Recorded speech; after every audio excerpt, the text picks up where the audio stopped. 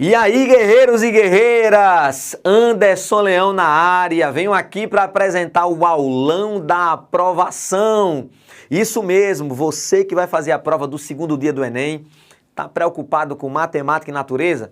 Fica tranquilo, nós estamos juntos para trazer aqui as melhores dicas para o segundo dia do Enem.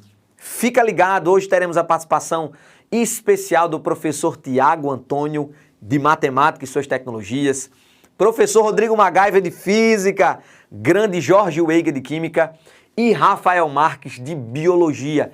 As melhores dicas para você arrebentar na prova do Enem. Primeiro dia já passou, nada de preocupação com linguagens e humanas, não confere o gabarito, fica tranquilo, foco no segundo dia, porque com certeza você vai aumentar o rendimento na sua prova do Enem. Chama todo mundo para assistir, chama a galera para participar, aulão da aprovação. Questões que vão estar na prova, tá? Se liga aí, vamos começar com ele, uma das maiores autoridades na Química do Estado do Rio Grande do Norte, professor Jorge Weiga. É com você, meu guerreiro, arrocha o nó.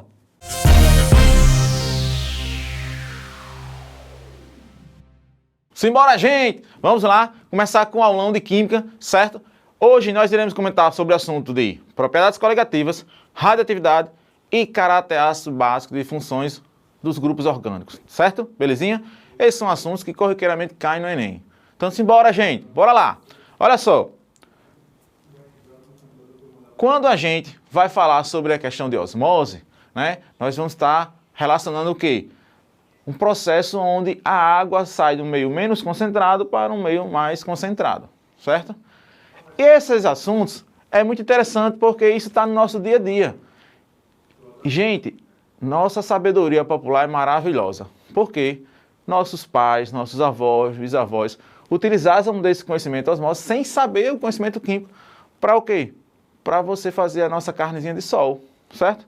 Você fazia o quê? Adicionava o sal na água para poder retirar a água da carne e assim você conseguir manter a carne por mais tempo sem se decompor. Quando na época as pessoas ainda não tinham geladeira. Nem todas as casas tinham geladeira. Beleza, gente? Simbora. Então, olha só. Então a água passa do movimento mais diluído para o mais concentrado. Isso é que nós chamamos de osmose. E onde nós vamos ver isso, gente? Nesse processo a gente pode ter a solução hipertônica, hipotônica e isotônica. A hipertônica, vamos imaginar o seguinte. Eu peguei um pedaço de carne e vou colocar ela dentro do reservatório onde a quantidade de sal é maior do que a da carne. Então eu estou colocando a carne no meio hipertônico. Se eu colocar a carne no meio onde a quantidade de sal que tiver naquele recipiente for menor do que a carne, eu vou dizer que eu estou botando no meio hipotônico. E se a concentração do soluto e a pressão osmose forem iguais, ou seja, se as concentrações tanto da onde eu vou colocar a minha carne como da carne forem iguais, a gente vai dizer que esse meio é um meio isotônico. Tranquilo? Simbora lá. Nós temos essa questão aqui, ó. Todos nós vemos que nas praças das cidades, o pessoal pinta de cal os troncos das árvores. Aquilo ali, além de parte estética, tem uma finalidade também. Qual a finalidade? Você vai retirar, né, água do tronco da árvore e isso vai inibir a proliferação de doenças. Ou seja, quando eu digo assim, ó, nessa questão do Enem, a cal, óxido de cálcio, cuja suspensão em água é muito usada como uma tinta de baixo custo, dá uma tonalidade branca aos troncos de árvores. Essa é uma prática muito comum em praças públicas e locais privados, geralmente usada para combater a proliferação de parasitas. Essa aplicação, também chamada de caiação, gera um problema, elimina também micro-organismos benéficos para a árvore. Quando você faz essa pintura, gente, o que é que está acontecendo? Está acontecendo um processo de osmose, pois a água retira a água do microambiente, tornando inviável o desenvolvimento de micro-organismos. E com isso você tem o quê? Você ajuda a árvore a ter uma melhor vida útil, certo? E longe de parasitas. Questão do Enem. Osmose é um processo espontâneo que ocorre em todos os organismos vivos e é essencial na manutenção da vida. Uma solução de 0,15 mols por litro de cloreto de sódio possui a mesma pressão osmótica das soluções presentes nas células humanas. O que essa questão quer dizer? Importante, grifar. Esse 0,15 mols por litro é a pressão, é a concentração, certo? Da pressão osmótica da solução presente nas células humanas. Se eu sei que nas células humanas a concentração é 0,15 mols por litro, vamos embora. A imersão dessa célula humana, que tem a concentração de 0,15 mols por litro, certo? Em uma solução de 0,20 mols por litro de NaCl, tem como consequência, gente, eu estou pegando, certo? A célula humana que tem concentração 0,15 e estou adicionando ela em uma solução 0,20, ou seja, eu estou adicionando ela numa solução mais concentrada. O que a osmose diz? Sai do meio menos concentrado para o meio mais concentrado. Então eu vou dizer o seguinte, que nesse caso vai ter transferências de moléculas de água do interior da célula para a solução. Tranquilo, gente? Belezinha? Bora lá, gente, continuando na sala. Vamos falar agora sobre radioatividade. Radioatividade está relacionada com as emissões radioativas, que elas são alfa, beta, gama. Também está relacionado com penetrabilidade e com massa das partículas alfa, além de tempo de meia-vida. Todos esses assuntos que a gente está falando aqui, nós iremos comentar com o decorrer da aula.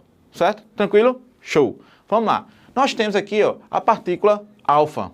Nesse quadrinho a gente diz, a partícula alfa é a emissão radioativa de carga positiva. A partícula beta é a emissão de carga negativa. E a gama, ela é neutra. Por quê? Porque a gama é a energia. A gente fala que a partícula gama é energia. Então ela nem tem carga positiva nem negativa. Ah, professor, com relação à massa, o que é que eu tenho a dizer com relação a isso? Gente, a partícula alfa é a mais pesada e a gama a mais leve. Então a beta vai ser a intermediária. Então, a mais pesada, partícula alfa. Quando eu vou relacionar com penetrabilidade, vai ser o inverso. A partícula gama vai ter uma alta penetrabilidade. Por quê? Porque quanto menor a massa dela, maior vai ser a sua facilidade de penetração. Então, quando eu tenho, professor, eu tenho essas três partículas, qual vai penetrar mais facilmente na minha pele humana? A partícula gama. Por isso o problema das emissões de partícula gama, se ela alcançar a nossa pele, ela pode ocorrer uma mudança de uma das células do nosso organismo, provocando malefício para a gente, como por exemplo o câncer. Então, quando se trabalha com radioatividade, tem que ter muito cuidado com relação a isso. Tranquilo, gente? Então, bora lá. Eu tenho aqui, ó. Professor, e por que ocorrem essas emissões? Emissões radioativas vai ocorrer com átomos com núcleo pesado, com um núcleo com uma quantidade muito grande de partículas, como, por exemplo, nós temos o urânio. Nós temos no núcleo 238 partículas. Essas 238 partículas no núcleo do átomo vai dar uma instabilidade muito grande. E essa instabilidade provoca o quê? Emissões radioativas. Tranquilo? Então eu tenho um exemplo aqui, ó. Eu tenho o urânio, ele emitiu partícula alfa. Quando ele emitiu a partícula alfa, o urânio deixou de ser o elemento químico urânio para ser o tório. Então, quando há a emissão de partícula radioativa, você muda o átomo. Você está quebrando, nesse caso aqui, tirando parte do seu núcleo, né? Da sua massa. Então, quando isso ocorre, eu vou produzir um novo elemento químico. E por sua vez, o tório também pode emitir radiação, produzindo um outro elemento químico, o rádio. Então, gente, é assim que ocorre. Eu tenho um elemento com uma grande quantidade, com um grande número de massa, e esse número de massa pode ocorrer a liberação dessas partículas, e a liberação dessas partículas nós chamamos de radioatividade. Dúvidas? Professor, eu estou em dúvida do que é fissão nuclear e o que é fusão nuclear. A fissão nuclear é a quebra do núcleo. Bomba atômica. Já a fusão nuclear é quando você pega dois núcleos e junta eles. Professor, onde é que eu encontro a fusão nuclear? No Sol. No Sol, pois é. Nós temos aí uma questão bélica nesse assunto. Por quê? Porque aquele país que dominar a produção, né, o processo de fusão nuclear, ele vai ser um país com uma força política muito grande, porque a sua capacidade de destruição vai ser muito grande. Em 2017, aproximadamente, houve um alvoroço. Por quê? Porque a Coreia do Norte disse que tinha dominado a tecnologia da produção da fusão nuclear. Mas até o momento não tem nenhuma comprovação. Certo? Eu tenho aqui o exemplo, a fusão nuclear, o mesmo mecanismo da bomba H. Essa bomba H, gente, é a bomba está relacionada com o hidrogênio, tá certo? Então essas explosões que acontecem no Sol são a fusão nuclear. Caiu questão sobre Segunda Guerra Mundial, bombas atômicas, não está fusão nuclear, Sol. A gente vai lembrar de fissão nuclear, que são as bombas atômicas que a gente teve essa infelicidade de acontecer nas guerras mundiais. Aí eu tenho aqui, ó, embora a energia nuclear possa ser utilizada para fins pacíficos, recentes conflitos geopolíticos têm trazido preocupações em várias partes do planeta e estimulado discussões visando o combate ao uso de armas de destruição em massa. Além do potencial destrutivo da bomba atômica, uma grande preocupação associada ao emprego desse artefato bélico é a poeira radioativa deixada após ser detonada. Qual é o processo envolvido na detonação dessa bomba? Olha só, vamos guardar a letra A, vamos para a letra B, fusão nuclear. Gente, fusão nuclear acontece no Sol, então marcou, já elimina a fusão nuclear. Desintegração do núcleo provocado pelo elétron. Gente, o elétron não vai provocar isso aí, certo? O que vai provocar vai ser uma instabilidade do núcleo, de um átomo pesado. A associação em cadeia de chumbo provocada por positron. Não. O chumbo, gente, é utilizado como uma proteção para ambientes que emitem radiações. Quando a gente vai precisar fazer uma tomografia, por exemplo, um raio-x. Então, assim, as pessoas que trabalham nessa região, nessa área, eles o quê? Eles ficam numa parede por trás de onde você vai fazer o exame, e essa parede, ela é com chumbo, tranquilo? Na sua parte, quando vai se construir, você coloca a parte de cimentação, e entre elas você coloca uma camada de chumbo, para proteger o funcionário que está trabalhando naquele setor. Inclusive, vocês devem já ter passado por isso, você vê que na parte do corpo que você não vai ser feito a sua tomografia ou o seu raio-x, é colocado uma proteção. Essa proteção é de quê? De chumbo. Decaimento radioativo do carbono provocando partículas beta. Não, aí a gente está falando aqui, certo?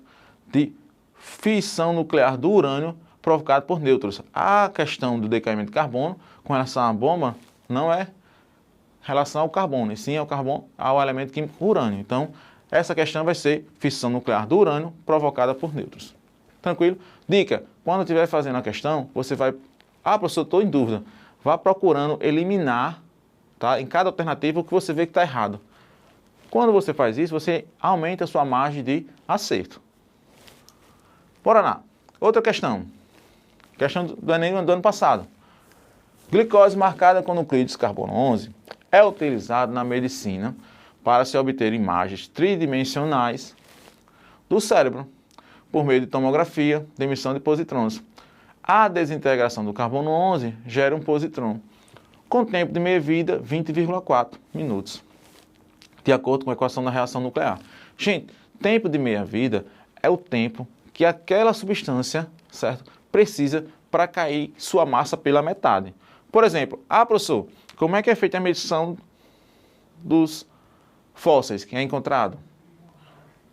O carbono, certo? 11, ele demora cerca de 5.760 anos para ter o seu decaimento de massa. Ou seja, para ele diminuir sua massa pela metade, ele precisa de 5.700 anos, aproximadamente. Com essa informação, a gente consegue calcular uma média de quantos anos tem aquele fóssil encontrado, certo? Então, olha, a partir da injeção de glicose, marcada com esse nucleído, o tempo de aquisição de uma imagem de tomografia é 5 meias-vidas. Opa, professor, marquei aqui na minha prova, ó, circulei, sublinhei, tempo de 5 meias-vidas. Considerando que o medicamento contém 1 grama de carbono 11, a massa em miligramas do nucleído restante após a aquisição da imagem é mais próximo de... Gente, olha só, se ele está dizendo que a massa é de 1 grama e ele está dizendo que a aquisição da imagem de tomografia é 5 meias-vidas. Então você vai pegar essa massa de 1 grama e aplicar 5 tempos de meia-vida. Como assim, professor? Tenho 1 grama.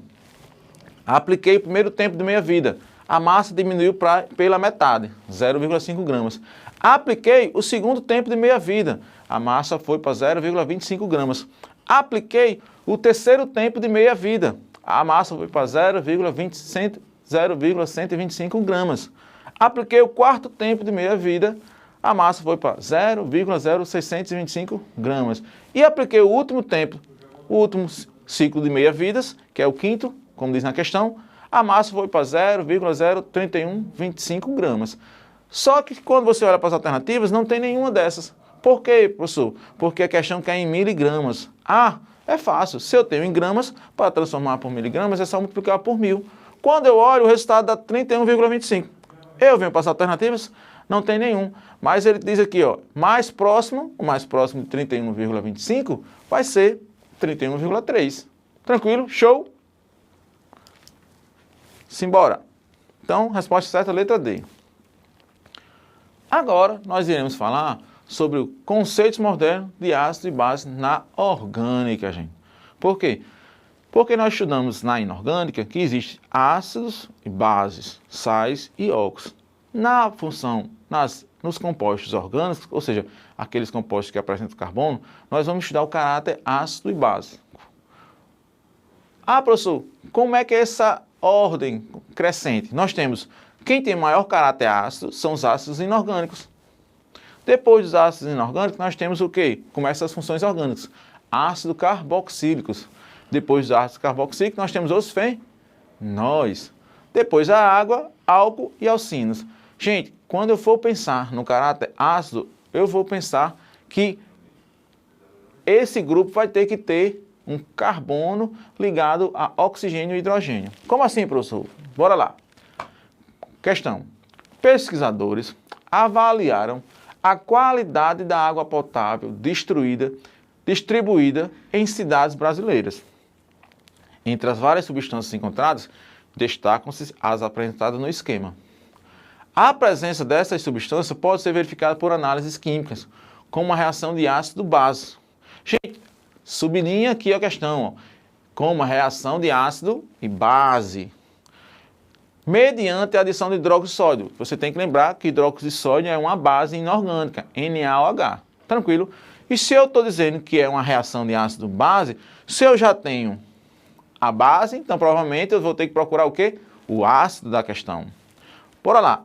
Apesar de não ser perceptível visualmente, por causa das condições de diluição, essa análise apresentará resultado positivo para. Ou seja, gente, eu vou reagir à base, hidróxido de sódio, na solução. Quando eu tiver a presença do ácido, eu vou ter o quê? Uma reação. Por quê? Porque quando ele fez essa reação, ele colocou também nessa solução um indicador ácido-base para poder fazer a leitura da solução. Ah, professor, macete. Você está querendo saber se um composto tem caráter ácido ou básico? Você já vai por eliminação. Aonde eu tiver nitrogênio, a amida e amina vai ser caráter básico. Então já elimino. Por quê? Porque a basicidade vai estar relacionada com a quantidade, né, de elétrons livres que esse nitrogênio pode doar, né? Isso de acordo com o conceito de ácido e base de Bronsted-Lowry.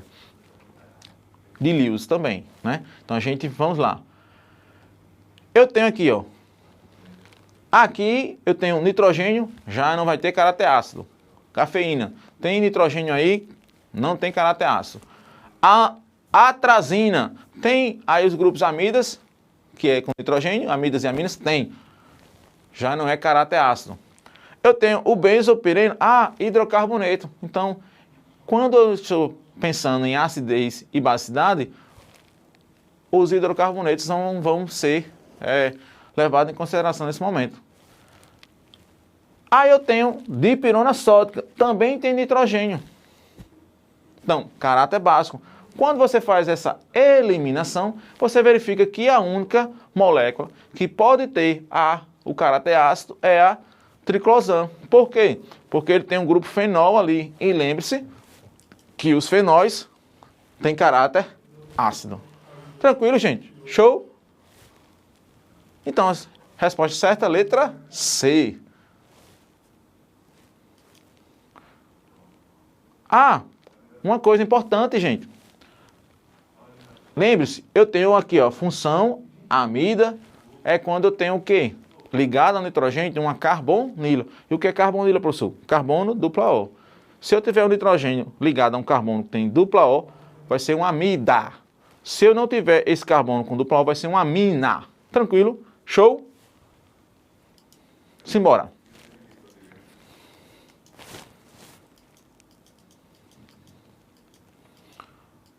Pronto. Eu tenho aqui. Gente, as moléculas, tá? Elas vão ter interferência com relação à sua quantidade, ou seja, seu caráter ácido da molécula. Como é que eu vou analisar, professor? Se eu tiver duas ou mais moléculas, analisar qual delas tem o maior caráter ácido. Existe grupo doadores ou retiradores de densidade eletrônica.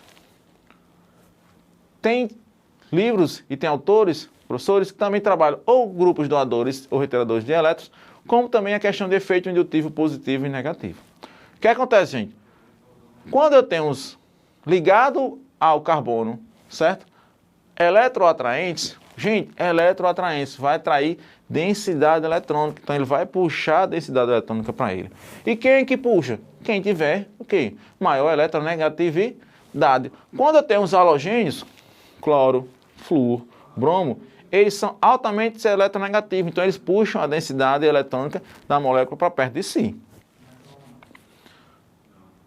E eu tenho os eletrorrepelentes que fazem o contrário, eles empurram a densidade eletrônica para longe de si. Esse puxar e esse empurrar vai estar diretamente proporcional ao caráter ácido daquela molécula. E como é que a gente vai ver isso, professor? Vamos ver agora. Eu tenho aqui, ó, caráter ácido. Eu estou dizendo a vocês, lembre-se uma coisa, viu? Quando eu tenho, né, potências, eu primeiro olho para o expoente da potência. Porque se o expoente é negativo, eu tenho que prestar atenção à parte o quê? Matemática da questão, viu, gente? Preste atenção. Se é 10 a menos 5, 10 a menos 5, beleza. Eu vou olhar para a parte aqui, ó. Mas se eu tenho 10 a menos 5 e 10 a menos 3, eu já não olho para essa parte enesimal. Então, preste atenção nos conceitos matemáticos também. Olha só. Gente, o CH3, ele é um grupo eletrorrepelente, ou seja, ele empurra a densidade eletrônica da molécula para longe de si. Quando ele faz isso, ele vai fazer o quê? Ele vai deixar, certo? Esse oxigênio aqui, tá? Muito negativo. Gente, se eu aumentar a densidade eletrônica desse oxigênio aqui, eu vou aumentar a força da ligação entre o oxigênio e o hidrogênio. Se eu aumentar essa ligação entre oxigênio e hidrogênio, eu vou dificultar a saída desse hidrogênio da molécula. Quanto mais eu dificulto a saída do hidrogênio dessa molécula, menor é o caráter ácido da molécula. Então, professor, se eu tenho um grupo que doa densidade eletrônica, a densidade eletrônica desse oxigênio vai subir. Como ela vai subir? Ele vai atrair o hidrogênio para perto de si fortemente. Se ele vai atrair o hidrogênio para si fortemente, ele vai dificultar a saída desse hidrogênio. Se ele dificulta a saída do hidrogênio, menor caráter ácido. Ah, professor, eu tenho um grupo Cl. O cloro, ele é o quê? Eletroatraente. Ele puxa a densidade eletrônica da molécula para perto dele. Quando ele puxa, ele vai diminuir a densidade eletrônica desse oxigênio. Se eu tenho uma quantidade de densidade eletrônica desse oxigênio baixa, a atração entre o oxigênio e o hidrogênio vai ser menor. Se essa atração entre o oxigênio e o hidrogênio é menor, esse hidrogênio sai mais facilmente. Se esse hidrogênio sai mais facilmente, eu vou dizer que essa molécula aqui tem um maior caráter ácido. Tranquilo, gente? Belezinha? Simbora! Por isso que eu tenho essa, o quê? Essa ordem crescente e constante de acidez. Olha só, caráter básico. Ah, professor, eu tenho aqui uma amida ou amina, gente? Ei, professor, o senhor me disse que quando eu não tenho o grupo ligado ao nitrogênio, carbono, dupla O, vai ser amina. Então aqui eu tenho uma amina, certo? Aí eu vou dizer, professor, essa é a ordem crescente de basicidade, onde essa amina, certo? Primária tem o maior caráter básico. Mas por quê, professor? Vamos lá. Olha só, eu tenho um grupo amina, certo? Eu tenho hidrogênio e eu tenho esse grupo aqui doadores. Doadores de densidade eletrônica. Se esse grupo aqui é doadores, então eu vou dizer que esse nitrogênio vai ficar muito carregado negativamente. Então ele vai poder fazer o quê? Uma doação de elétrons. E essa doação de par de elétrons vai o quê? Vai caracterizar o maior caráter básico. Quanto maior for o seu caráter de doação do par de elétrons, maior vai ser seu caráter básico. Por isso que eu vou dizer que a amina secundária tem um maior caráter ácido. Eu tenho aqui a amina primária, eu tenho só um grupo doador, aqui eu tenho 2 grupos doadores. Na amina terciária, professor, na amina secundária eu tenho 2 grupos doadores de densidade eletrônica que aumenta essa função do nitrogênio de doar par de elétrons. Aqui eu tenho 2 hidrogênios e um grupo doando densidade para o nitrogênio. Professor, aqui eu tenho 3 grupos doando densidade. Por que aí não é maior? Porque, gente, esses grupos aqui vai ocorrer o que nós chamamos de impedimento estérico, ou seja, vai ter tanta densidade de átomos ao redor do nitrogênio que vai dificultar a sua possibilidade de doação de par de elétrons. Eu tenho a amina, eu tenho o NH3, né? E tenho a amina aromática. A aromaticidade vai estar relacionada com o quê? Com a ressonância, ou seja, nós sabemos que nos anéis aromáticos há uma ressonância eletrônica, ou seja, o elétron fica se movimentando no anel aromático. E essa movimentação do elétron dificulta a protonação. Por isso que nós dizemos que na amina aromática tem um menor caráter básico. Tranquilo, gente? Gente, nossa aula de Química está terminando por aqui. Eu espero, certo, que se deem bem na prova, certo? Deus abençoe a prova de vocês. Tenham calma, paciência e simbora. Gostaram da aula? Simbora, papai! Vamos lá, arrebentar, simbora, arrebentar no Enem. Até mais, fiquem com Deus.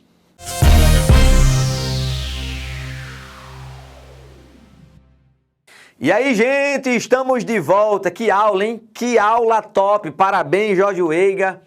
Top demais. Essas questões vão estar na tua prova amanhã, hein, guerreiro? Se liga aí. Galerinha, muita atenção. Primeiro dia passou, mais ou menos 26% de ausência. Imagine aí, muita gente não pôde fazer a prova e é natural. Alguns alunos que não se dão bem no primeiro dia deixaram o segundo dia. Então isso quer dizer que você tem mais chances ainda de ter um bom rendimento. Ó, faz a tua prova tranquilo. Você já sabe onde é o local de prova, já sabe onde é a sala, não tem aquele estresse do deslocamento, dorme bem, fica tranquilo, não esquece da documentação oficial, caneta preta e ó, os cálculos na prova, tem um espaço onde você pode fazer os cálculos. Então fica na paz que vai dar tudo certo. Leva a sua garrafinha de água, vai confiante que vai dar tudo certo. Show? E agora vem aí o grande mestre da física, Rodrigo MacGyver, com as melhores orientações para a prova do Enem.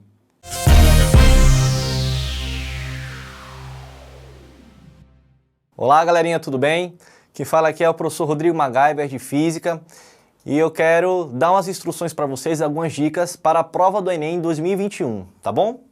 Então, antes disso, é importante lembrar que a prova é no domingo, mas a preparação começa antes, né? Então, eu quero lembrar vocês de algumas coisinhas, né? Por exemplo, alimentação, tá bom, galera? É importante não comer comidas pesadas, né? Não se alimentar, comer comidas gordurosas, né? Para que não tenha nenhum problema estomacal. Outra coisa interessante, pessoal, é a coisa de dormir bem, né? É óbvio que isso é relativo. Os estudos dizem que devemos dormir cerca de 8 horas por dia, mas, né, isso de indivíduo para indivíduo, né? O importante é que você durma bem. Outro item bacana é a motivação. Lembrem que a prova é como se fosse um jogo que tem 2 tempos, né? O primeiro tempo já passou, né? É importante se preparar para o segundo tempo, né? Muitas pessoas, após a primeira prova, né, naqueles gabaritos preliminares, acabam se desmotivando um pouquinho. Não seja uma dessas pessoas, tá bom? Foco, qualquer coisa, temos um dia para recuperar a nota, né? e isso pode influenciar no seu resultado. Então, tranquilidade, galera, beleza? Outra coisa importante é cuidado com o tempo. Lembrem, né, que isso é relativo, mas a prova tem questões fáceis, médias e difíceis. Então, a minha dica é que você foque nas questões fáceis, né? Resolva logo aquelas questões, procure aquelas questões que você tem uma facilidade maior de resolver, tá bom? Por último, deixa as questões difíceis aí, porque se tiver de algum momento o tempo está muito curto, tiver de chutar alguma, que sejam as questões difíceis, tá bom? Não deixem passar as questões fáceis. Indo agora para o conteúdo de física, eu procurei alguns conteúdos, né, os mais tendenciosos, conteúdos que tiveram maior incidência nos últimos anos.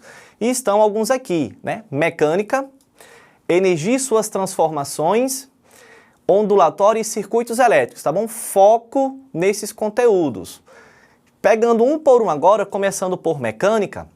A mecânica é um ramo da física muito amplo, né? Eu quero destacar aqui uma partezinha chamada de cinemática. A cinemática é o ramo da física que estuda o movimento dos corpos, né? E falando de movimento, um objeto pode se movimentar de duas formas. Ele pode se movimentar em linha reta, e o movimento é chamado de retilíneo, ou de forma circular. Um exemplo, um carro ao fazer uma curva, a hélice de um helicóptero, né, de um ventilador, por exemplo, o movimento é circular. Mas eu não quero focar no movimento circular, não quero focar no movimento retilíneo, tá bom?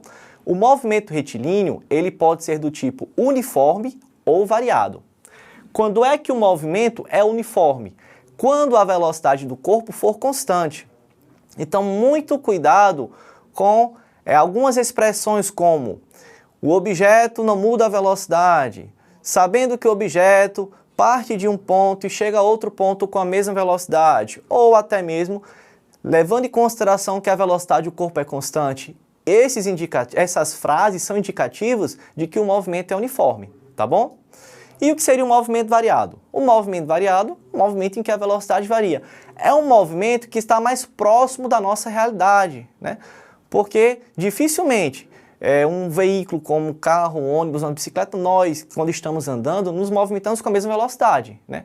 Sempre, em algum momento, precisamos alterar um pouquinho, subindo a velocidade, diminuindo, né? Então é muito comum que no nosso dia a dia a gente tenha contato com esse movimento variado, tá?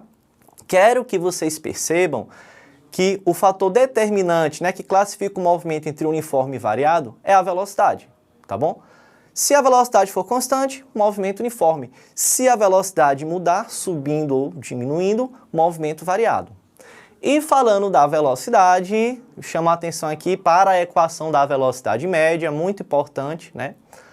Lembremos que a prova do Enem não é uma prova que visa memorização de equações, porém, tem algumas equações chaves, e a velocidade média é uma delas.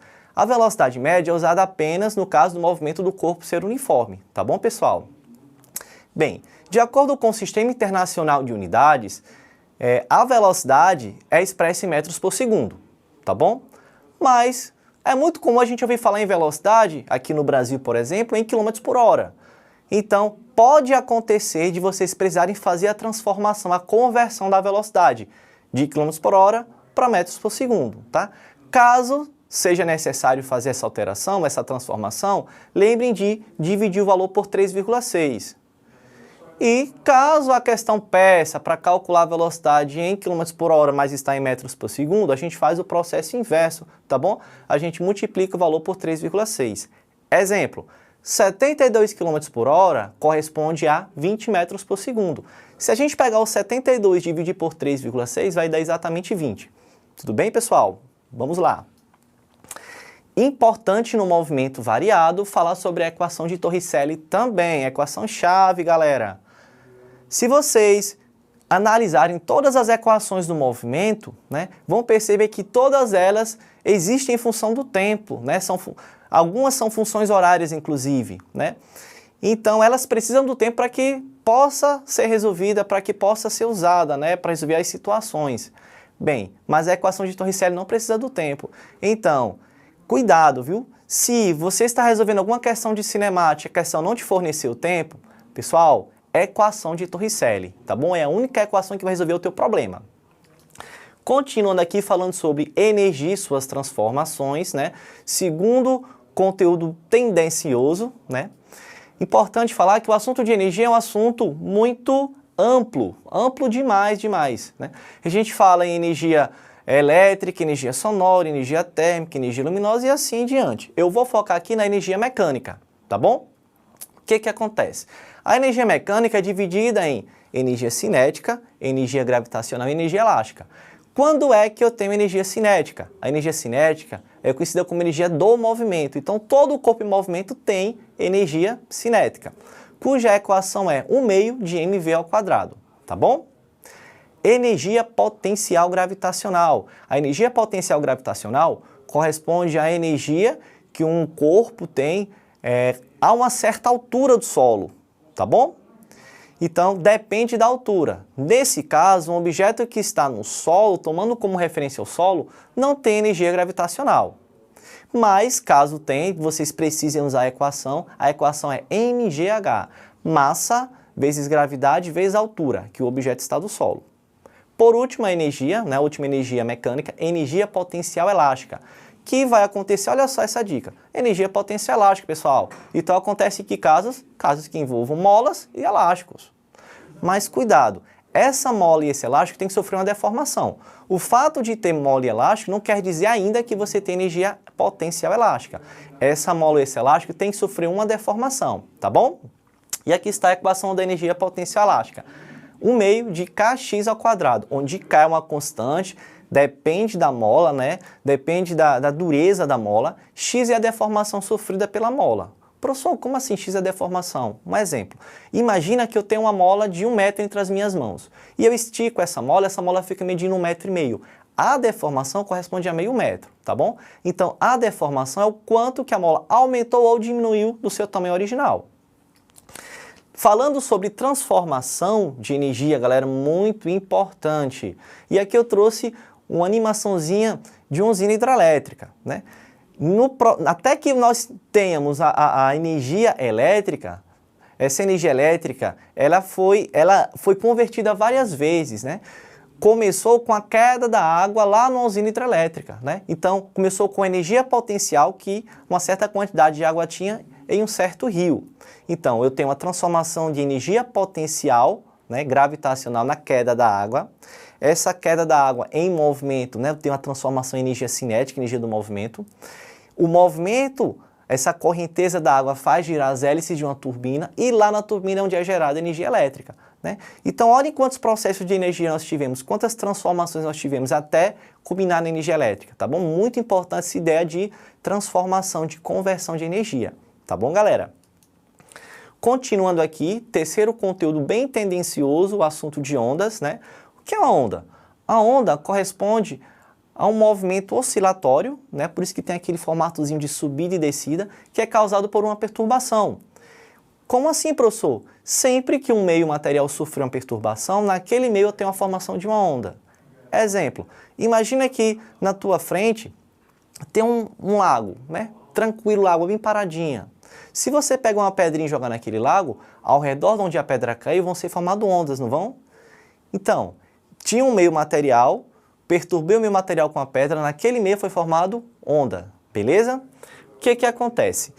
Lembrem que as ondas podem ser classificadas de diversas formas, com relação aos modos de vibração e assim por diante. Por exemplo, a onda pode ser classificada quanto à sua natureza como mecânica ou eletromagnética. A onda mecânica é uma onda que precisa de um meio material para se propagar. Exemplo, ondas do mar, as ondas sonoras, né? Se não existissem as partículas de ar, o som não conseguiria ser propagado, tá bom? Por isso que no vácuo o som não se propaga, né? No espaço o som não se propaga, porque a gente não tem um meio material, tá bom?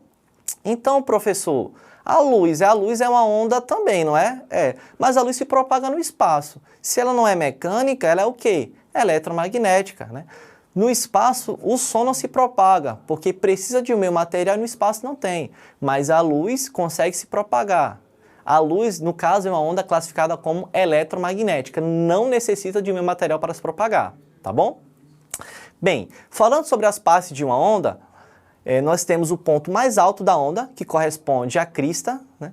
Temos o vale, que é o ponto mais baixo da onda, e a distância entre uma crista e outra, ou um vale e outro, nós chamamos de comprimento de onda. corresponde ao tamanho de uma onda, tá bom? Por que eu estou falando sobre as partes de uma onda? Porque a principal equação da ondulatória é a equação V igual a λF. Velocidade é igual a comprimento de onda vezes frequência. E aí vocês podem precisar identificar numa situação que tenha gráfico, figura, o comprimento de onda, né? Então, lembre que o comprimento de onda corresponde à distância de uma crista a outra ou de um vale a outro. E é dado em metros, é um comprimento, tá bom, pessoal? Avançando aqui, próximo e último conteúdo bem tendencioso é o conteúdo de circuitos elétricos. Galera, é o conteúdo talvez mais tendencioso desse Enem, tá bom? O que acontece? Muito importante lembrar que eu vou ter um circuito elétrico quando eu tiver pelo menos três coisinhas, três grandezas físicas, chamadas de tensão elétrica, corrente elétrica e resistência, tá bom? Se eu tiver esses três componentes, eu já tenho o que posso chamar de circuito elétrico.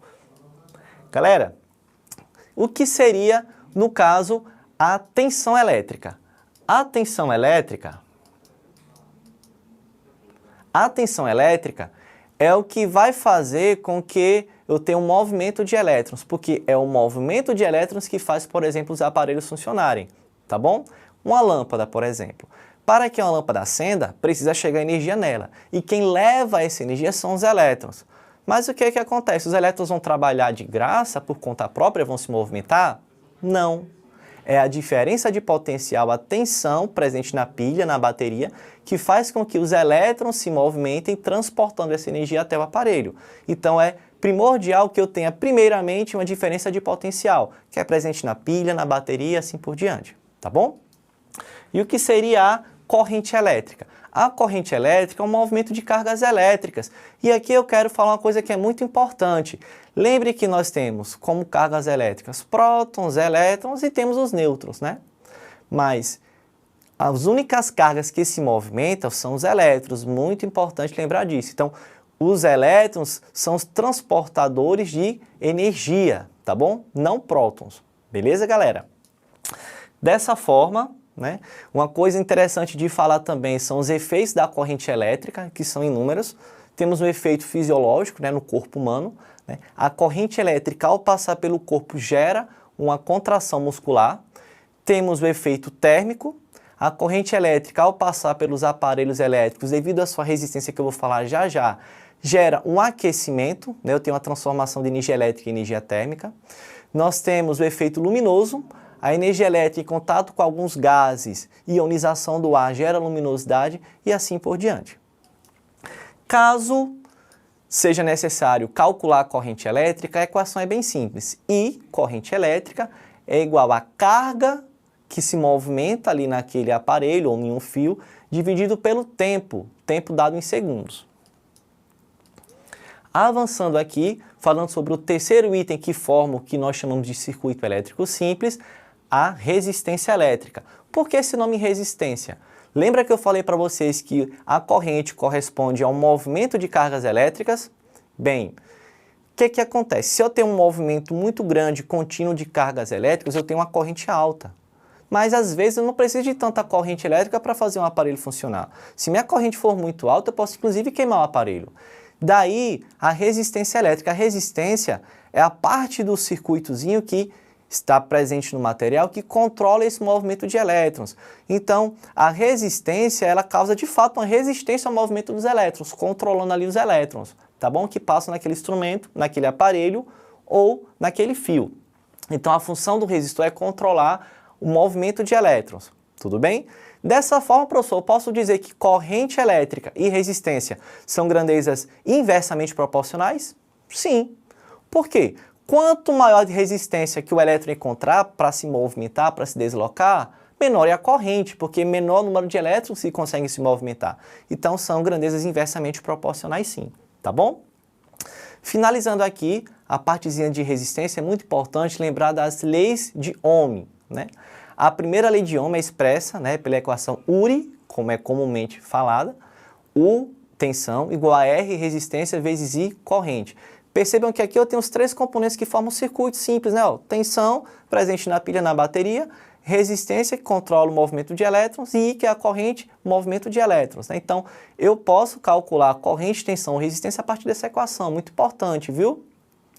Dessa forma, de acordo com a primeira lei de Ohm, a resistência elétrica ela é constante. Então, a primeira lei de Ohm ela só é usada em casos em que a resistência elétrica ela é constante. Dessa forma, dizemos que o resistor é ôhmico, tudo bem? E, segundo a lei de Ohm, nos diz que grandezas físicas influenciam na resistência elétrica. Dessa forma, nós temos R, que é a resistência, é igual a ρ, que é uma constante, depende do material. Então, por exemplo, a resistência que eu tenho no fio de cobre é diferente da resistência que eu tenho no fio de alumínio, que eu tenho no fio de aço, por exemplo, e assim por diante. Depende do material, é uma constante, tá? L seria o comprimento do fio, tamanho do fio, dado em metros, e A seria a espessura do fio, né? Como alguns dizem comumente, a bitola do fio, tá bom? Então, essas são as grandezas que influenciam na resistência elétrica de um fio. Importante lembrar que quanto maior a área, mais facilmente os elétrons se movimentam. Então, menor é a resistência, não é isso? Quanto maior a bitola do fio, maior o espaço que os elétrons vão ter para se movimentar. Então, área e resistência são grandezas inversamente proporcionais. Já comprimento e resistência e resistividade e resistência são diretamente proporcionais. Quanto maior o comprimento do fio, maior a resistência, porque mais prolongado vai ser esse percurso que os elétrons vão ter que percorrer. Tá bom? Dessa forma, importante aqui, ó, retomar só algumas coisinhas. O que acontece? Aqui eu tenho um circuito elétrico simples, ó, diferença de potencial na pilha, que faz com que os elétrons se movimentem no fio. Esses elétrons transportam a energia, né? E essa energia chegando na lâmpada, no aparelho, faz a lâmpada do aparelho funcionar. Tá bom, pessoal? Quero desejar para vocês uma excelente prova, espero ter ajudado. Fiquem com Deus.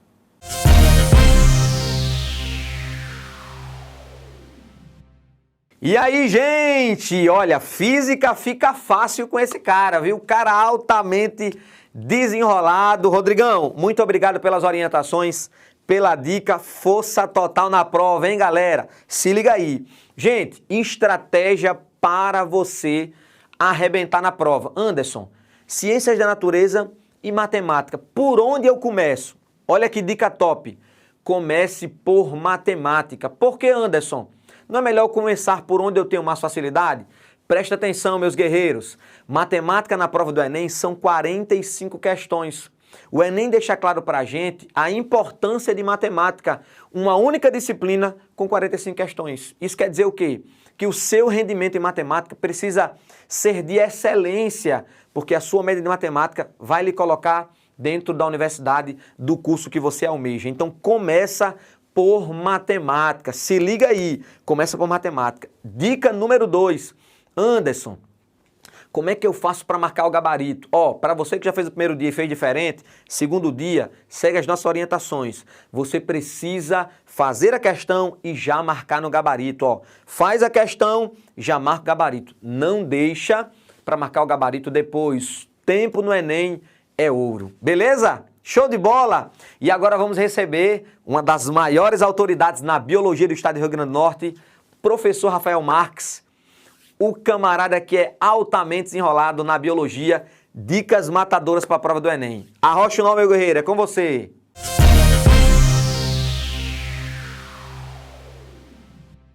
Salve, salve, rapaziada! Aqui é o professor Rafael Marques, sou professor de biologia. E essa é a nossa contribuição aqui para você que vai participar do Enem, para você que vai enfrentar essa segunda fase aí da prova do Enem, na prova de Ciências da Natureza e Matemática. A gente inicia aqui mais um aulão da aprovação com dicas muito interessantes. E a nossa dica de hoje, rapaziada, é em relação à destruição de hábitats. Esse é um tema muito estudado na ecologia. E a gente sabe que ecologia é um dos temas mais importantes para a nossa prova do Enem. Então fica ligado em meio ambiente e principalmente em relação à destruição de hábitats. Primeira coisa que a gente vai comentar aqui, rapaziada, é que a destruição de hábitats está intimamente relacionado com o desmatamento, né? Em relação ao desmatamento, isso tem tudo a ver com a questão do extrativismo de madeira e extrativismo de minérios, como a gente consegue observar nessa imagem ao lado, uma grande cratera formada no meio de uma floresta a fim da busca de minérios. Então a mineração ela tem realmente um impacto muito alto sobre as nossas florestas. Além disso, a gente lembra de agricultura e pecuária, principalmente agricultura em relação à soja e pecuária associada à criação de gado. Então a gente tem uma grande parcela da destruição dos hábitats e do desmatamento na Amazônia, por exemplo, está atrelado à agricultura e pecuária. Né? Uma observaçãozinha que a gente menciona aqui é que a principal causa de desmatamento na Amazônia é a criação de pasto para o gado e para o cultivo de soja, só reforçando aquilo que a gente já havia mencionado. Um outro tópico importantíssimo na nossa discussão é em relação a queimadas, né? Uma das estratégias aí, moçada, mais barata, né, para derrubar a vegetação, talvez seja ateando fogo e destruindo tudo que há pela frente.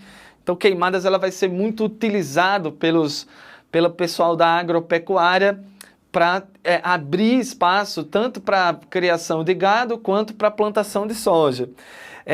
A gente comenta que, em relação às queimadas, a gente observa um aumento da fertilidade do solo em curto prazo. Isso parece até um paradoxo, né? Porque a gente sabe que as queimadas são algo que são muito nocivos aos ecossistemas, mas em curto prazo as queimadas têm um efeito positivo, né? No aumento da fertilidade. Isso por quê?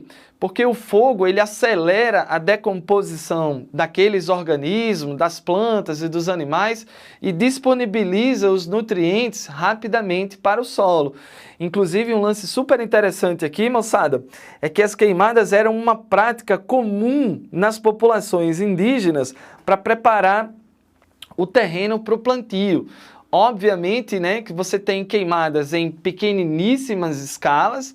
Os índios apresentavam essa estratégia, né, de fazer pequenas queimadas em determinadas regiões para acelerar a decomposição, enriquecer o solo e a partir disso ele conseguir plantar naquele ambiente de uma maneira mais eficiente. Mas aí, moçada, esse impacto causado por essa estratégia indígena não chega nem aos pés do impacto provocado pelo pessoal da agropecuária sobre a Amazônia atualmente, né? Então, em pequena escala, isso pode ser benéfico. O que, Rafa? As queimadas, né, podem ser benéficas. Porém, o que a gente apresenta, na maioria das vezes, é um excesso de queimadas, né? Então, tem problemas associados a esse excesso de queimadas.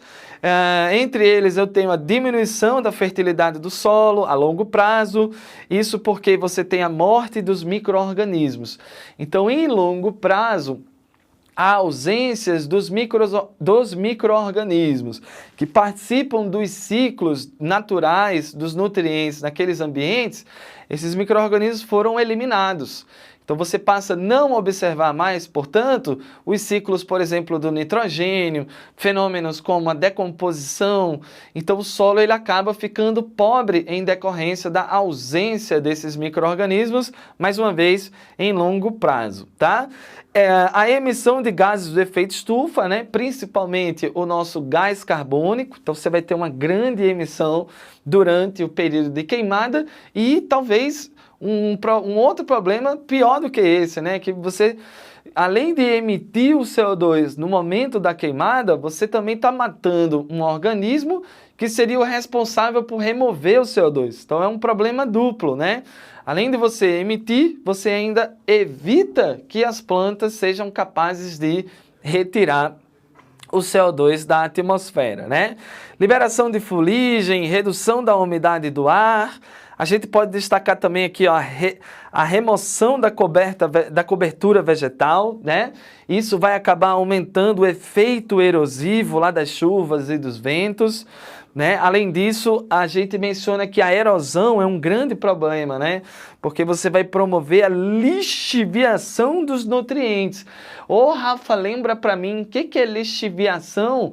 Gente, lixiviação é quando você tem que o curso d'água, né, o fluxo de água no solo, desloca os nutrientes daquele ambiente para outros locais.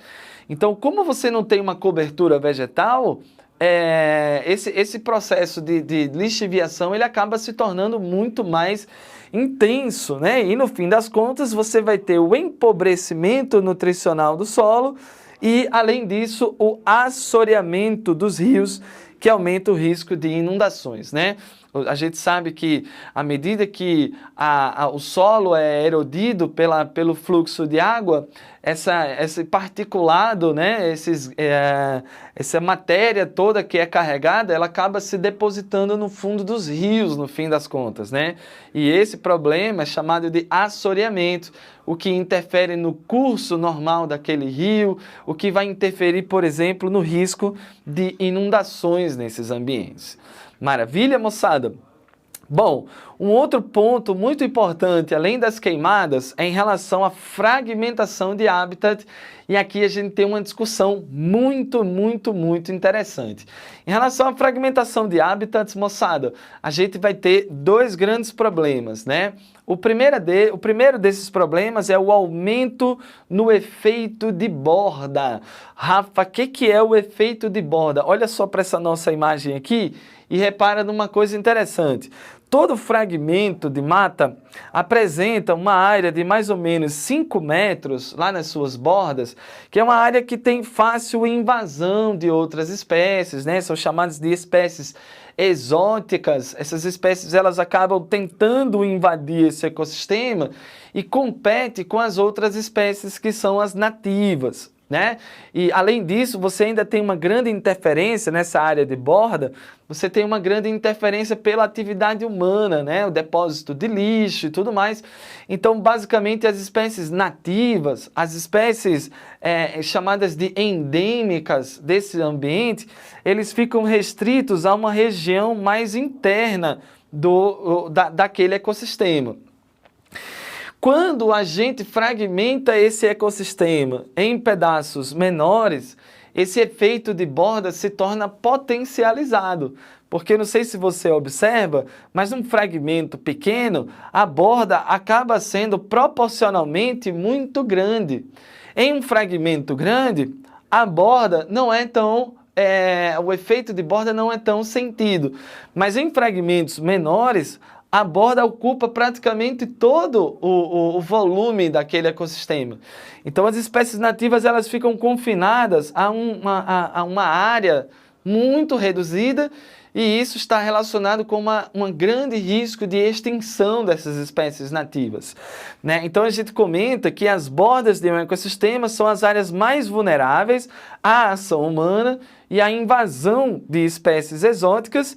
Além disso, a gente comenta que quanto menor o fragmento, maior será proporcionalmente a área de sua borda, né? Então, isso aumenta efeitos da ação humana, efeitos associados a espécies exóticas invasoras, e uma observação muito interessante, né, reforçando aquilo que a gente já tinha comentado, é que as espécies nativas elas se localizam na região mais profunda do ecossistema, né?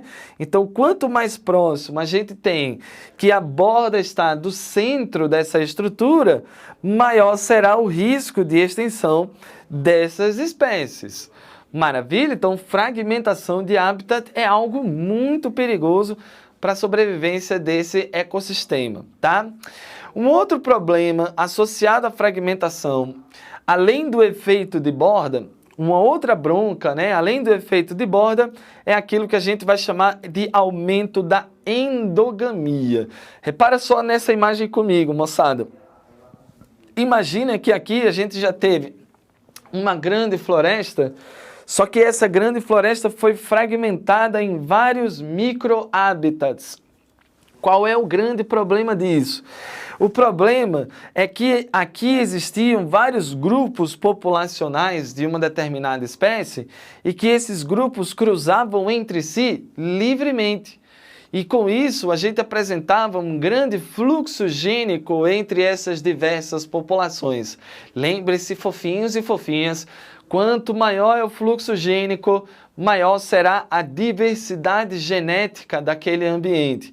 Quando você confina essas micropopulações em fragmentos isolados uns dos outros, a rapaziada que ficou isolada nesse fragmento não cruza mais com esse e nem com esse. Resultado, você reduz muito o fluxo gênico entre as populações e obriga a aquilo que nós chamaremos de endogamia, que é quando esses organismos se cruzam entre si dentro dos mesmos ambientes familiares. Em outras palavras, os organismos que estão confinados nesses microambientes, eles vão cruzar com o irmão, vão cruzar com o primo, vão cruzar com o pai, com a mãe, eles vão cruzar com os indivíduos da sua própria família.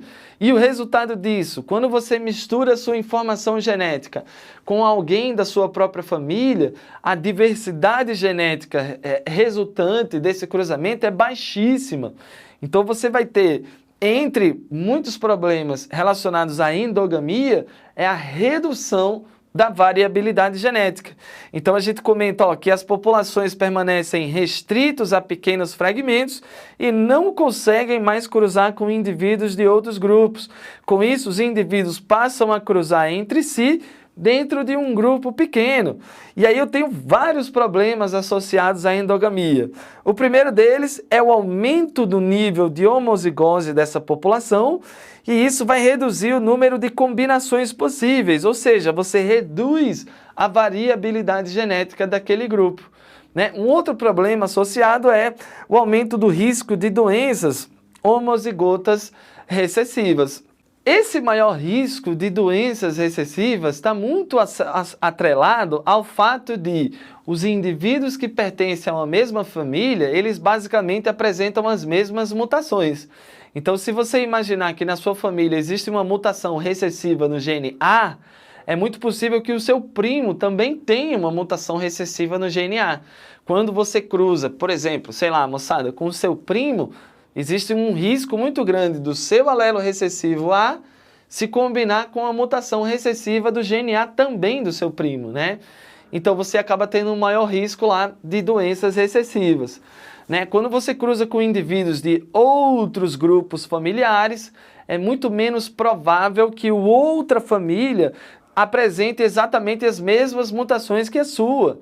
Então, se você tem uma mutação recessiva no gene A, em outras famílias provavelmente não exista. Então, você vai juntar a tua mutação com um alelo normal de outra família e isso vai garantir que o seu descendente não apresente nenhum tipo de doença.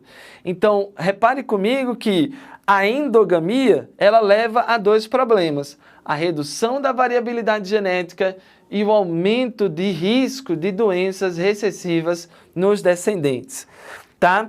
E aí, com tudo isso, né, você aumenta muito o risco de extinção desses grupos. Maravilha, moçada? Então, esse tema aqui, é sensacional para a nossa prova. E a gente, antes de finalizar a nossa discussão, a gente entra com uma solução para fragmentação de hábitats. Uma das soluções mais bacanas que a gente tem hoje em dia é a criação de corredores ecológicos. Os corredores ecológicos, moçada, são nada mais, nada menos do que aquilo que nós chamaremos de reservas ambientais, né?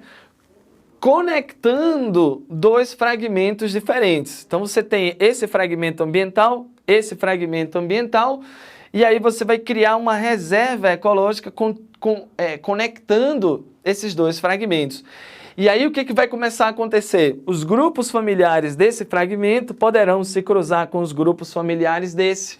E aí você começa a ter mais fluxo gênico, você começa a ter uma maior diversidade genética e tudo isso reduzindo, portanto, o risco que essas populações sofrem de ser extinta, né? Então, com isso, torna-se possível intercruzamento entre grupos familiares diferentes e ocorre, portanto, a redução da endogamia e, consequentemente, o aumento da variabilidade genética, reduzindo o risco de doenças genéticas excessivas e também reduzindo o risco de extinções, né? Por último, né, a gente comenta que, em resumo, os corredores ecológicos aumentam o fluxo gênico entre as subpopulações. Sensacional!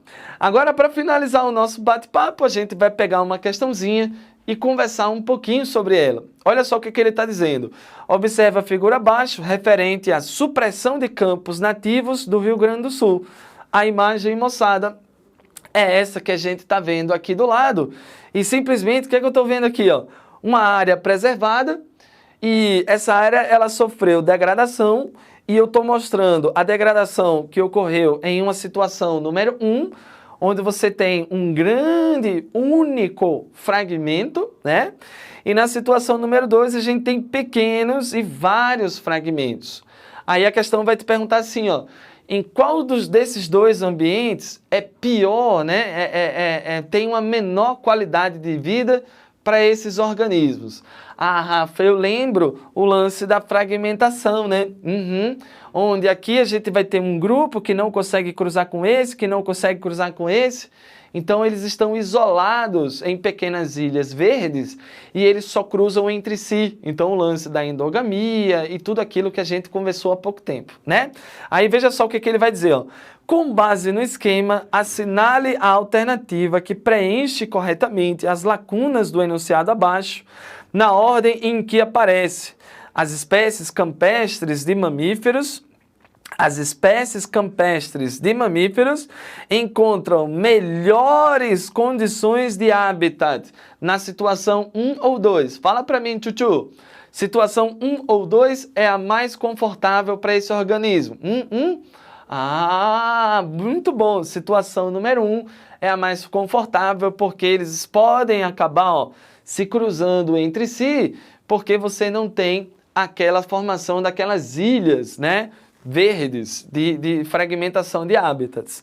Então, os mamíferos encontram melhores condições na situação número 1, uma vez que pode ocorrer alguma coisa na situação número 2. E aí, essa questão, ela já vai matar aqui, ó. Ela já vai matar na letra A. Olha só. As espécies campestres e mamíferos encontram melhores condições de hábitat na situação 1, uma vez que pode ocorrer isolamento geográfico na situação de número 2. Portanto, aqui, moçada, a gente finaliza essa questãozinha com a nossa querida letra A. Maravilha? E é com isso que a gente vai encerrando o nosso bate-papo de hoje. Muito obrigado pela sua audiência, pelo seu prestígio. A gente está aqui na torcida por você. Eu tenho certeza que você vai chegar na hora da prova e vai conseguir aplicar todas as informações que a gente trouxe com o maior carinho e com a maior energia aqui para você. Maravilha, moçada? Então vamos ficando por aqui. Um grande abraço. Até a próxima. Falou!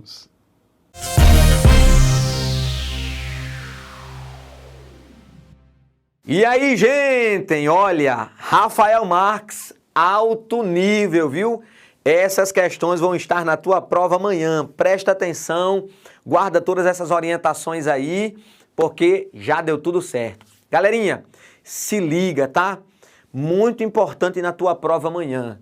Lê o comando da questão antes de ler o texto. Repeat, please, Anderson.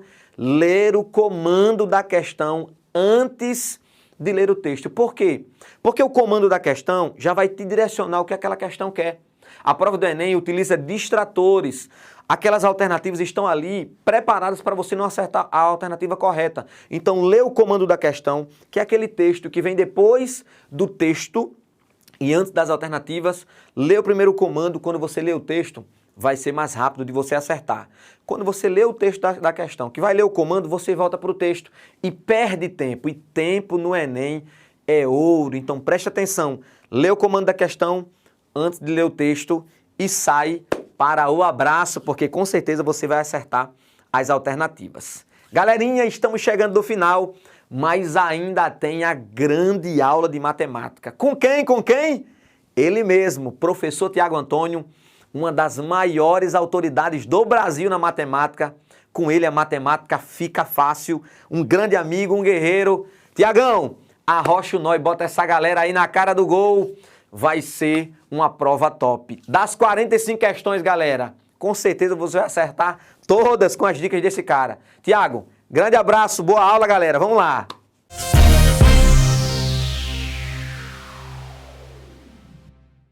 Olá, tudo bem? Eu sou o professor Tiago Antônio, professor de matemática, e essa é uma aula do aulão da aprovação. Pode acreditar, tua hora vai chegar. Vamos começar a partir de agora comentando um dos temas que é certamente um dos mais importantes da matemática, sobretudo quando se fala sobre a prova do Enem. Essa temática ela é comum em todos os anos e certamente aparecerá agora na prova do Enem 2021. Eu lhes trago, por exemplo, a temática de probabilidades. A ideia da probabilidade é comparar situações e determinar qual é a situação dada ou dentro da situação dada, se determinada situação ela pode ser classificada como viável, inviável, pouco viável ou muito viável.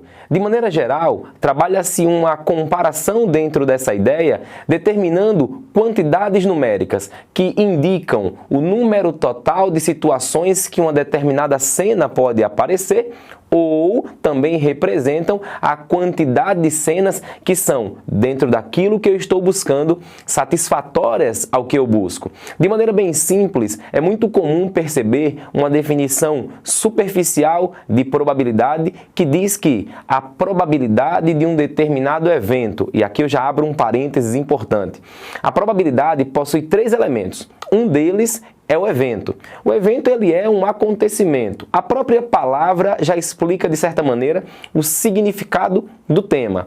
Temos também o experimento aleatório, que nada mais é do que uma situação que se analisa sem que eu possa, de maneira antecipada, definir qual é o resultado dela. Nós temos o espaço amostral. Espaço amostral nada mais é do que a indicação de todos os resultados que são possíveis acontecer. Portanto, parênteses agora fechado, importante ressaltar que para o trabalho com probabilidade, que eu estou levantando a viabilidade de ocorrência de um evento, eu preciso enumerar, sobretudo, esses 3 temas: o evento, o experimento aleatório e o espaço amostral. É bom lembrar que o experimento aleatório é a ação realizada. É bom lembrar que o espaço amostral são os resultados provenientes dessa ação e o evento é a análise da ocorrência de um elemento específico ou uma série de elementos, portanto. Bom, sabidos esses pontos, a gente vai direto para a questão. Vamos analisar uma questão que pertence ao Enem, foi do Enem de 2017, portanto um Enem de certa maneira até recente. Vamos analisar o que é que eu posso fazer para resolver uma questão, sobretudo se a questão trouxer a temática de probabilidade. Olha o texto comigo. Um morador de uma região metropolitana, ele tem 50% de probabilidade de atrasar-se para o trabalho quando chove na região. Caso não chova, a sua probabilidade de atraso é de 25%. Bom, aqui eu já paro a leitura para fazer uma comparação que é importante. Faz uma análise comigo. Ele fala que existe uma determinada porcentagem de probabilidade de atraso, só que especificamente quando chove, e ele fala sobre uma probabilidade de atraso, só que agora especificamente quando não chove. Há 2 cenários distintos, e para o cálculo da probabilidade, todos os cenários devem ser levados em consideração. Isso faz com que a gente tenha em mãos todos os elementos que compõem, por exemplo, o espaço amostral ou a representação geral do que pode vir a acontecer. Vamos voltar ao texto. O texto ainda diz que para um determinado dia, o serviço de meteorologia ele estima em 30% a probabilidade de ocorrência de chuva nessa região. Eu já vou parar aqui para poder fazer uma comparação que de certa maneira é rápida e também é importante. Lembre-se que há determinadas situações que quando nós trabalhamos com probabilidade, elas trazem, por exemplo, na leitura da temática, uma interpretação que se complementa. Essa última informação, ela trabalha com essa ideia de complementar. Vamos explicar de maneira um pouco mais clara. Quando ele fala na citação que o Serviço de Meteorologia, ele diz que a probabilidade de chover é de 30%, é inevitável e inegável que na nossa mente já venha, portanto, que a probabilidade de isso não ocorrer, ou seja, de não chover, logicamente é 70%. Haja vista que nós temos apenas duas possibilidades, ou chove ou não chove. E isso é fundamental para resolver questões que envolvem probabilidade. Vamos voltar ao texto. Pergunta-se qual é a probabilidade de esse morador se atrasar para o serviço no dia para o qual foi dada a estimativa de chuva. Eu digo que em matemática existem alguns pontos que são fundamentais, mas o principal é o levantamento dos dados, porque com os dados em mãos a gente consegue compreender como é que eu faço efetivamente para relacionar esses dados. Bom, vamos fazer uma seleção das informações e acompanha comigo.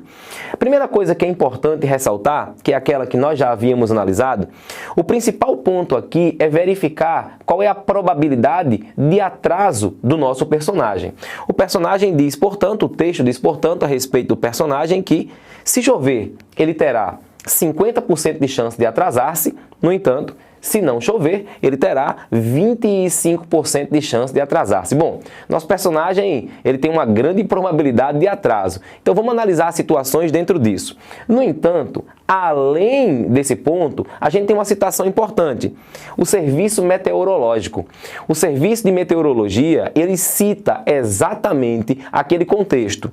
Primeiro, a gente sabe que há 30% de chance de chover nesse dia. É inegável, e aí vai dentro da interpretação que nós estávamos falando, que haverá, portanto, 70% de chance de não chover. Veja que existe, de certa forma, uma maneira de familiarizar as duas informações. Uma, o Serviço Meteorológico informa que chove, e aí essa ideia vai ser intimamente associada ao atraso em dias de chuva. O outro ponto, quando o Serviço de Meteorologia informa que não chove, ou seja, minhas chances aqui de não chover são de 70%, está intimamente ligada, está totalmente direcionada à ideia dele atrasar-se, no entanto, sem chover. Existem algumas referências em matemática que elas deixam o texto de maneira muito mais formalizada quando eu começo a entender o que significam os conectivos. E esse ponto é importante para que você leve à prova. Vai para a prova conhecendo essa temática. Isso é fundamental.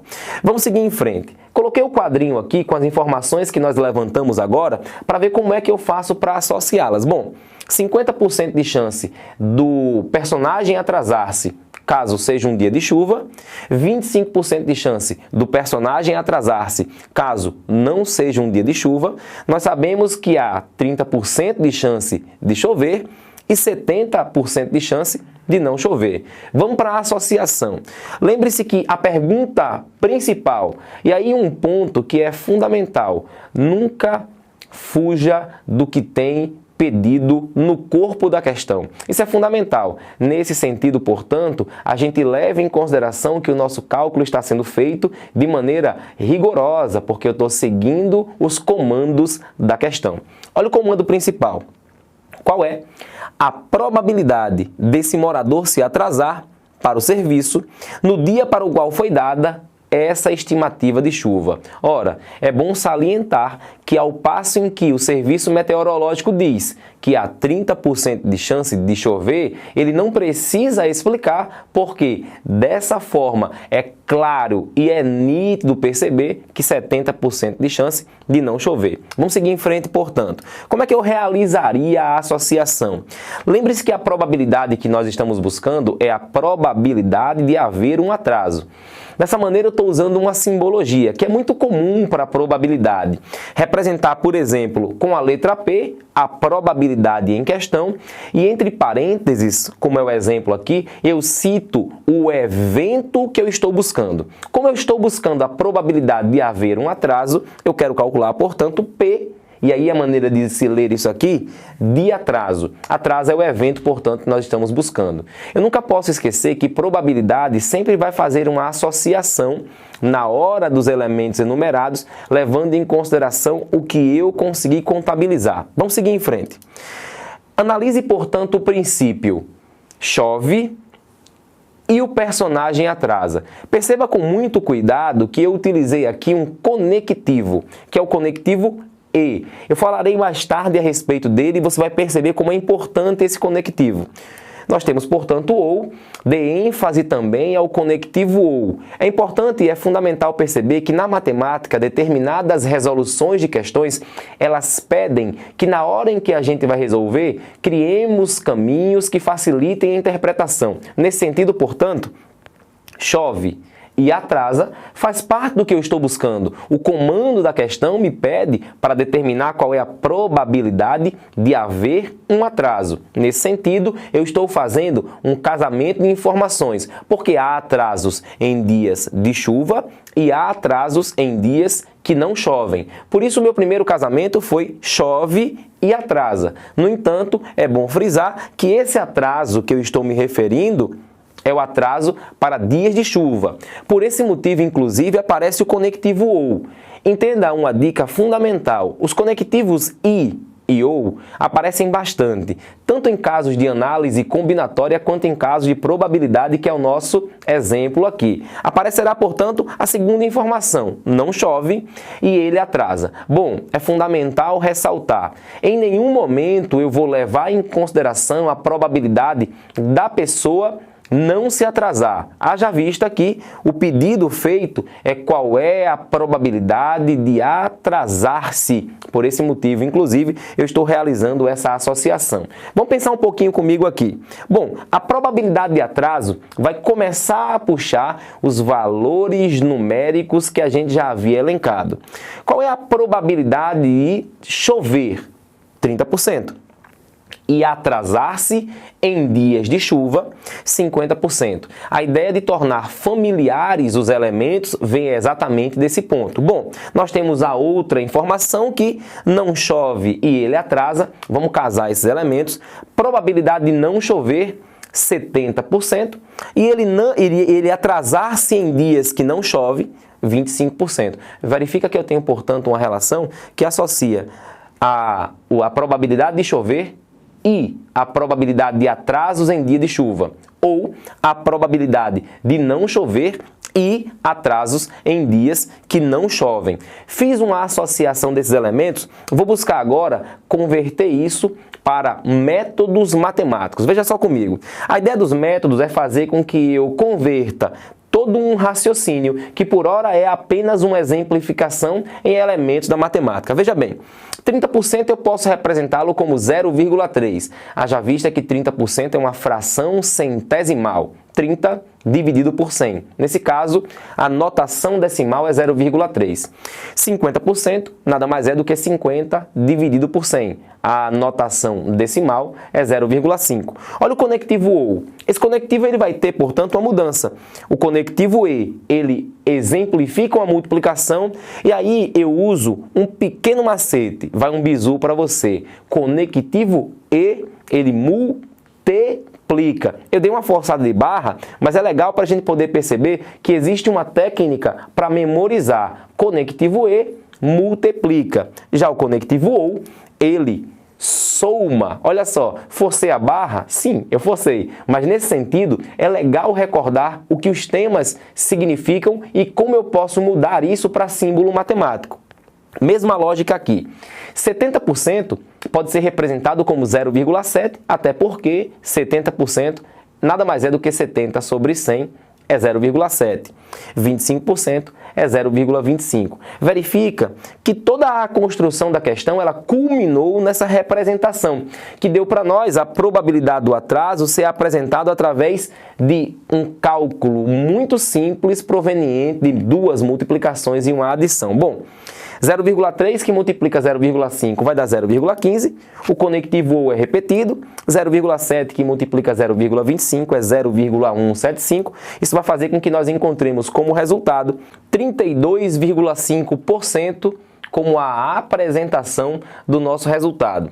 Vamos para as alternativas para perceber se ela está apresentada utilizando a notação decimal 0,325 ou a representação percentual 32,5%. Bom, voltamos à questão, estão aqui as alternativas, resposta correta, portanto, letra C de casa, 0,325, equivalente a 32,5% de chance, portanto, do nosso personagem da situação atrasar-se para o trabalho, levando em consideração todas as eventuais situações que podem vir a acontecer. Bom, eu espero que esse tema, que é bastante relevante, tenha sido importante para você e recordar de algumas informações que são extremamente úteis para nós ajuda antes da prova. Boa prova e boa sorte, porque os bons também precisam de sorte. Tchau, tchau.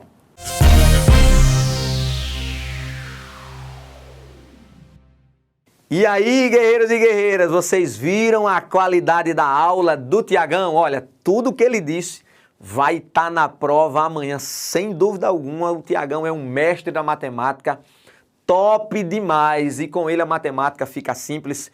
E o que ele disse para você, o que ele compartilhou, vai estar na prova. Então se liga, fica aqui a nossa palavra de gratidão a toda esta equipe top. Jorge Weiga, Rafael Marques, Tiago Antônio, Rodrigo MacGyver, o melhor para você que está tendo acesso a este conteúdo top. E aqui começo a me despedir, terminando este grande aulão da aprovação. Queremos agradecer aqui o apoio da vereadora Camila Araújo, a Agência 084 e a Dunas TV, esta equipe que está envolvida neste projeto que vem para abençoar a sua vida, para direcionar você no melhor caminho. Ó, amanhã fica tranquilo, você vai encontrar lá 45 questões de matemática, 45 questões de ciências da natureza. Administre bem o seu tempo. A dica final: não sabe fazer aquela questão? Pula a questão. Foca nas questões fáceis. A prova ela é corrigida pelo TRI. O que é isso, Anderson? Teoria de resposta ao item. Então, o que o Enem faz é fazer um levantamento da coerência das suas respostas. Então é melhor você acertar as fáceis e, se precisar errar as difíceis, do que acertar as difíceis e errar as fáceis. Então como é que você vai perceber isso? Lendo as questões. É a questão difícil, pula a questão. Questão que você sabe fazer, responde, marca no gabarito. Foca nessa dica matadora, não perde tempo na questão. Questão difícil, pula, porque se der tempo você volta. Show de bola? Gratidão pelo apoio. Lembre-se, vai dar certo, vai dar tempo e vai ter festa. Depois comenta aí a sua aprovação, seu resultado. Tamo junto, tem muita coisa boa chegando para você. Grande abraço, muito obrigado. Deus abençoe grandemente vocês. Até a próxima.